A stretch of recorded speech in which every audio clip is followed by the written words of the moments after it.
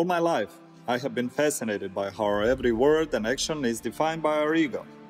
Or, to be more precise, how much we are all defined by our emotional intelligence and maturity. It puzzled me so much that I have dedicated my whole life to overcoming my own ego through business and personal self-realization as a scientist, entrepreneur, author, and lecturer. As a result, I was rewarded with a unique knowledge. In 2017, I had an experience, a deep insight, an insight into our lives, their meaning, and our unique purpose.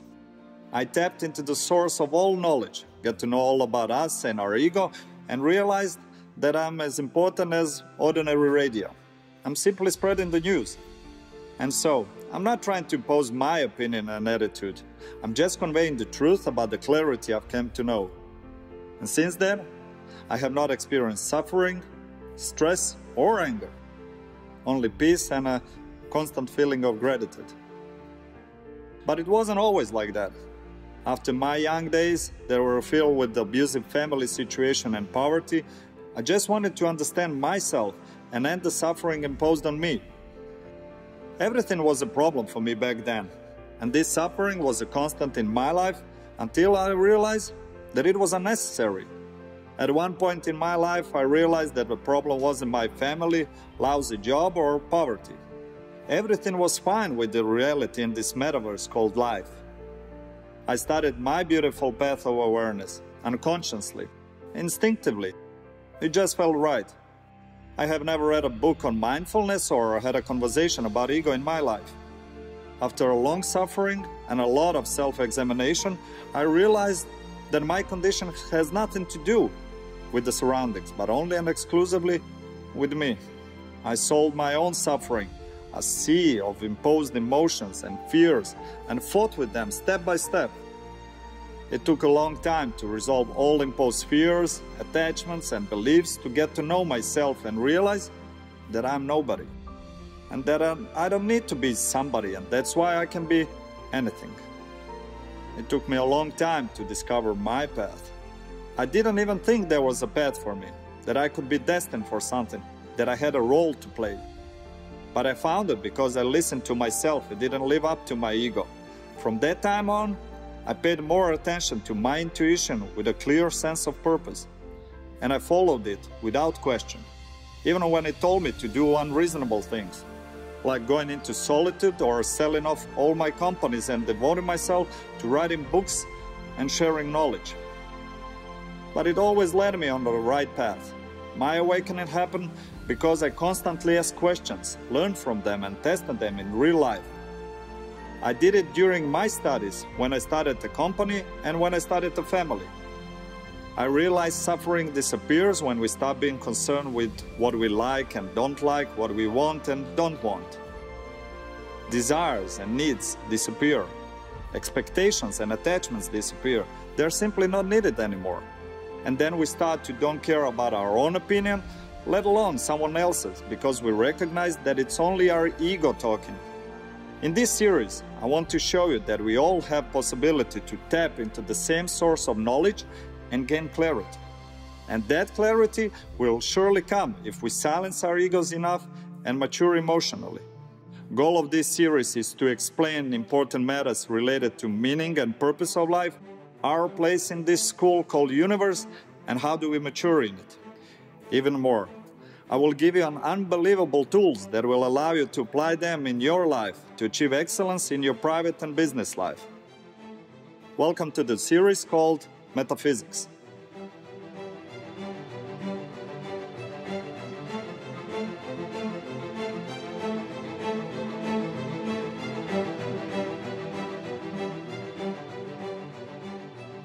Let me ask you one question. What is for you the meaning and purpose of life? The question of meaning and purpose of life has existed since the beginning of time. It is so puzzling that endless volumes of books have been written on the question itself. But in clarity, the answer is simple because knowledge is always simple. The meaning of life is to get our experiences through self-realization. As such, it is collective in nature and destined for us, that is, our souls, who have an overwhelming need, but also a task, to grow and to master new knowledge. We humans live in two worlds, the external one, everyday life on earth, and the internal one, only ours, original and soulful. In the outside world, full of opinions and egos, we put on a mask to become what others expect from us. Inside, we are the real us, revealed of the burden of ego and fears, beautiful and endless. We have placed so much importance and emphasis on the external world that we have almost forgotten the internal world and our souls, as if they don't exist. For a long time, there was a misconception that the earth is the center of the universe. Breaking that misconception and belief caused enormous resistance and violence until we as a society accepted what became a common truth. Again, today there is a misconception that our external world is important and that he and our role in it is the center of everything. At least that's what our environment and ego try to convince us. Dispelling that misconception also causes a lot of resistance. This is the right time in history that we, as a society, comprehend truth that our internal world, our souls and their maturation is indeed center of universe.